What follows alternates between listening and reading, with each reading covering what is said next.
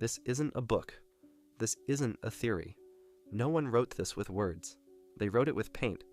And right now, we're going to decode what it's actually saying. In 1840, one of the greatest chess players who ever lived walked into a house in Richmond, Virginia. He was at a dinner party. On the wall hung a famous painting, a painting most people had seen, admired, and moved on from. He stopped. He stood in front of it for a very long time. The other guests watched him, puzzled. Then he turned and said, quietly, "I can take the young man's game and win." The room went silent, because according to every chess master who had ever studied that painting, according to the painting's own title, the game was already over. The devil had already won.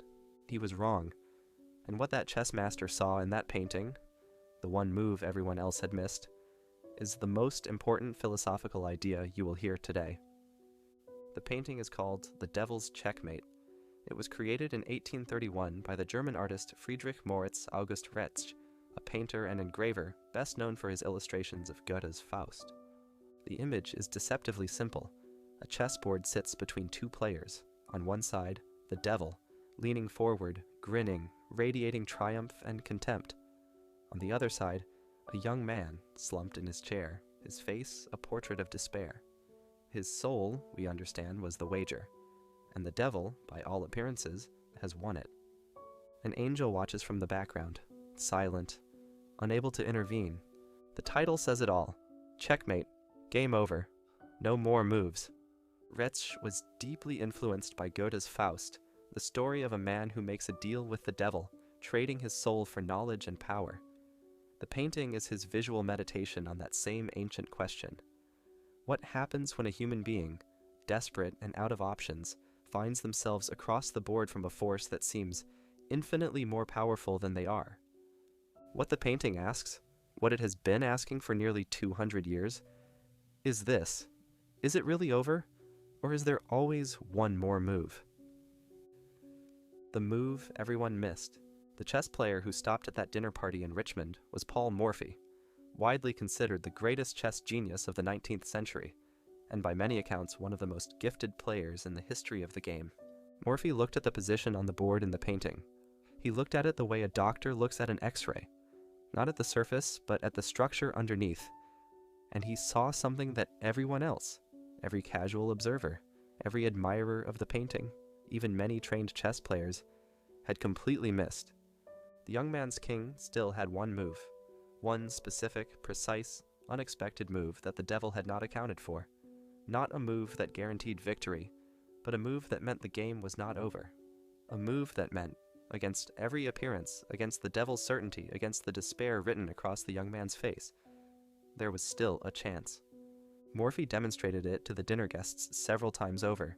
He was right. The analysis has been confirmed repeatedly since. Now here is why this matters, and it has nothing to do with chess. The painting's entire philosophical power rests on what appears to be true. The devil is winning. The young man has given up. The title itself announces defeat. And for nearly a decade after the painting was created, everyone accepted this.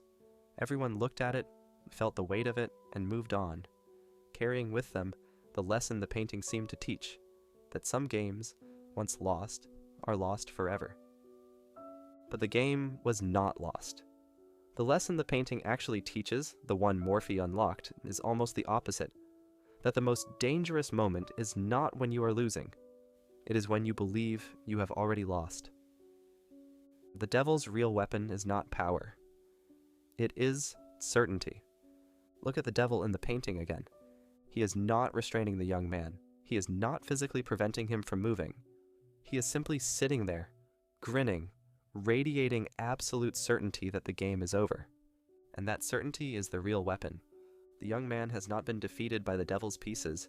He has been defeated by the devil's confidence, by the overwhelming conviction, communicated through posture, through expression, through the very atmosphere of the image, that resistance is pointless, that calculation is useless, that the outcome is already written and there is nothing left to do but accept it. This is one of the oldest and most effective strategies in the history of human manipulation.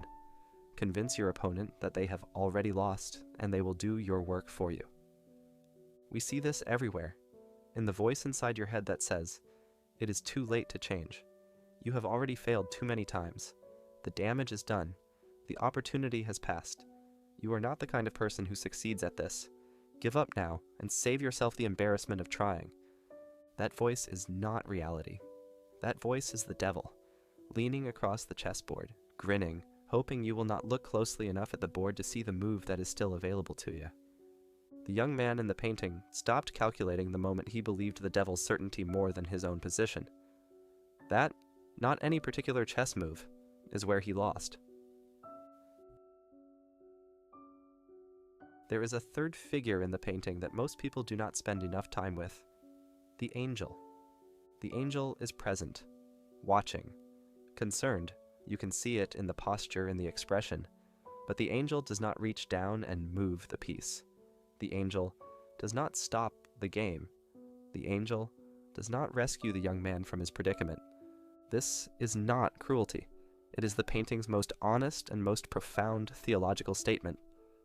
Retzsch, who spent his career illustrating Goethe's Faust, a work saturated with questions about free will, temptation, and salvation, understood something that comfortable religion often tries to smooth over. Help is present, but the move must be made by the person whose soul is at stake. The resources are there. The possibility is there.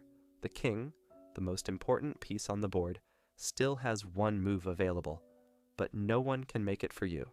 Not the angel, not God, not anyone watching from the outside with full knowledge of what the board contains. You have to look at the board yourself. You have to do the calculation yourself. You have to find the move yourself. Even when the devil is grinning across from you, even when you are exhausted, even when every instinct in your body is telling you that it is over and you should stop. The angel's silence is not abandonment. It is the most radical form of respect, the acknowledgement that you are capable of finding the move, if only you will look. There is always one more move. This is the idea I want you to carry out of this video, not as a motivational slogan, as a serious philosophical and practical commitment.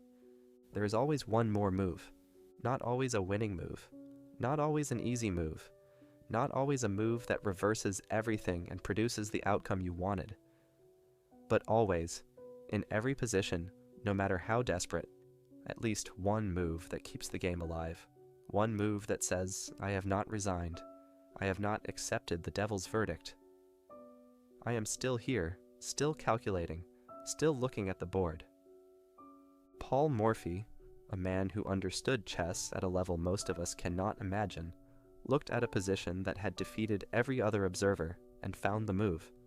Not because he was lucky, because he refused to accept that the analysis was complete just because the conclusion looked certain. This is what great thinkers do. This is what great artists do. This is what great human beings do in the hardest moments of their lives. They refuse the devil's certainty. They go back to the board.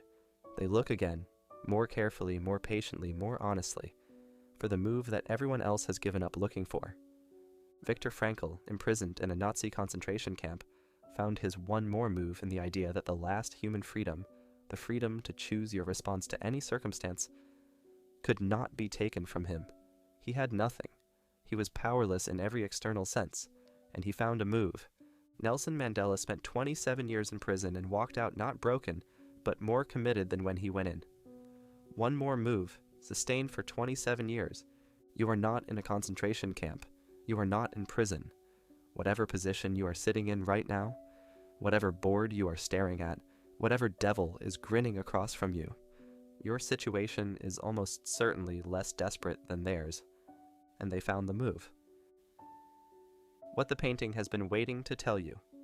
For nearly a decade, the devil's checkmate hung on walls and told everyone who looked at it the same story. The devil wins. The soul is lost. Some games cannot be recovered.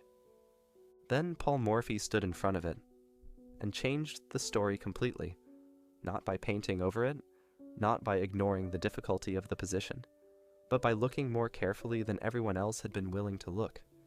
The painting has been waiting for nearly 200 years to teach you this.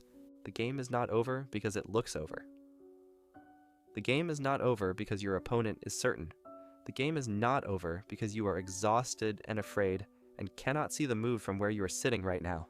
The game is over only when you stop looking for the move. As long as you keep looking, as long as you refuse the devil's grin, refuse the false certainty, refuse the comfort of surrender, the king is still in play. And as long as the king is in play, there is always one more move. If this changed how you see something in your own life today, share it with one person who needs to hear it. Drop in the comments, what is the move you have been pretending does not exist? Subscribe for more ideas that rearrange how you see the world. See you in the next one.